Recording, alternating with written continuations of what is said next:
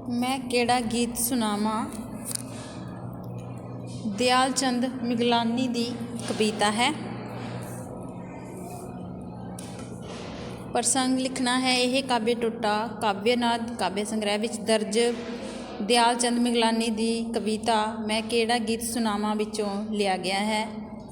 इस कविता विच कवि दी उस मनोदशा का वर्णन है जिहड़ी जिंदगी दे अंतिम बिंदु उत्ते पहुँच के फैसला करन तो असमर्थ है।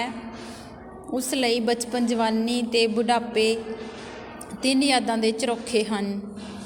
हर झरोखे दी याद संगनी है।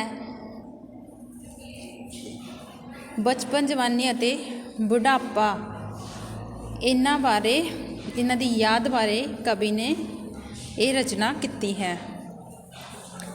व्याख्या।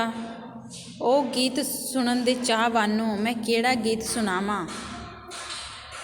कवि कहता है हे मेरे गीत सुनन दे चाहवानों मैनू समझ नहीं आती कि मैं केड़ा गीत सुनावां। जो गीत कुआरे लिखे सन सब चढ़ गए उम्र दे खारे। बचपन विच कुआरे हुंदे जो गीत लिखे सी वो सारे खत्म हो गए। वो उम्र दे खारे चढ़ गए हन। कुछ हंझू बन के वह गए कुछ बुझ गए वांग शरारे। ते कवि आखदा है कि उन्हां विचों कुछ हंझू बन के बह गए ते कुछ चंगियाड़ियां वांग बुझ गए हन।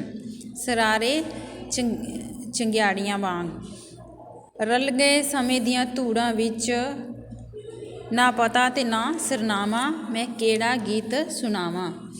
कवि आखदा है कि उस समय दियां धूड़ां विच अजिहे जो उसके गीत हैं उन्होंने पते सिरनामे सारे की है गवाच गए हैं।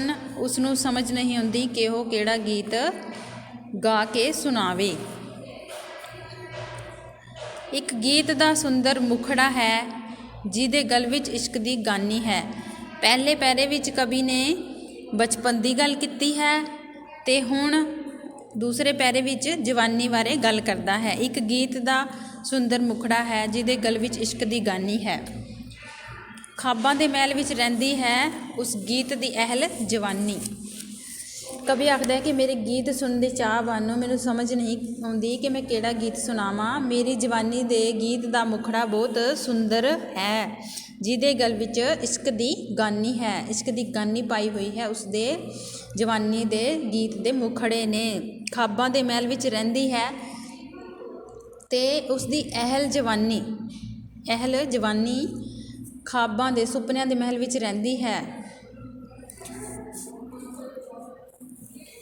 पर पैर ना उसदे धरती ते एवें भखदा फिरे हवावां। उसदे पैर मस्ती कारण धरती उत्ते नहीं टिके। वो एवें हवा भखदा इधर उधर फिरदा है। हवा विच भाव जवानी विच पैर धरती ते नहीं लगदे हवा विच उड़दे हन। मैं केड़ा गीत सुनावां ते उसनूं समझ नहीं आती कि वह बचपन का जवानी का केड़ा गीत सुनावे। एक गीत की धुन कुछ धुंधली है अते ताल भी तोल बिलूणा। कवि आखदा है कि मेरे गीत सुनन दे चाहवानों मैं केड़ा गीत तुहानूं सुनावां। मेरे बुढ़ापे दे गीत की धुन अस्पष्ट है अते ताल भी तोल बिलूणा हो गई है। भाव के ताल अस्पष्ट है स्पष्ट ताल नहीं है ते इसदी धुन धुंधली है। ओदी लो भी मैं दी टोट जही ओदी सुर दा जाम भी ऊना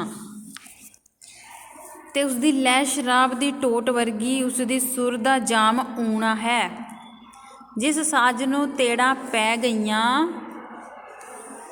ओदी तार किवें टुणकावां। भला जिंदगी जे जिस साज नूं बुढ़ापे कारण तेड़ा पै गईयां होण मैं उसदी तार टुणका के सुर किवें कढ सकदा हां। मैं केड़ा गीत सुनावां। मैनूं समझ नहीं आउंदी कि मैं तुहानूं केड़ा गीत सुनावां। केंद्री भाव की बनता है इस कविता का कि बचपन ते जवानी गुजरन मगरों बुढ़ापे विच जिंदगी के अंतिम बिंदु पर समझ ਕਿ ਕਵੀ ਲਈ ਇਹ ਫੈਸਲਾ ਕਰਨਾ ਔਖਾ ਹੈ ਕਿ ਉਹ ਇਹਨਾਂ ਵਿੱਚੋਂ ਕਿਸ ਦੀ ਯਾਦ ਨੂੰ ਸਿਮਰੇ। ਤੇ ਇਸ ਦੇ ਛੋਟੇ ਕੁਐਸਚਨ ਆਉਣਗੇ ਕਿ ਗਜ਼ਲ ਅਤੇ ਮੈਂ ਕਿਹੜਾ ਗੀਤ ਸੁਣਾਵਾਂ ਦਾ ਰਚੇਤਾ ਕੌਣ ਹੈ? ਦਿਆਲ ਚੰਦ ਮਿਗਲਾਨੀ। ਮੈਂ ਕਿਹੜਾ ਗੀਤ ਗਾਵਾਂ ਵਿੱਚ ਕਵੀ ਦੀ ਮਨੋਦਸ਼ਾ ਕਿਹੋ ਜਿਹੀ ਹੈ? ਦੁਚਿੱਤੀ ਭਰੀ ਤੇ ਨਿਰਾਸ਼ਾਵਾਦੀ। ਸੁੰਦਰ ਮੁਖੜੇ ਵਾਲੇ ਗੀਤ ਦੇ ਗਲ ਵਿੱਚ ਕੀ ਹੈ? ਇਸ਼ਕ ਦੀ ਗਾਨੀ। ਕਵੀ ਦੇ ਕਿਹੜੇ ਗੀਤ ਦੀ ਧੁਨ ਧੁੰਦਲੀ ਹੈ? ਬੁਢਾਪੇ ਦੀ।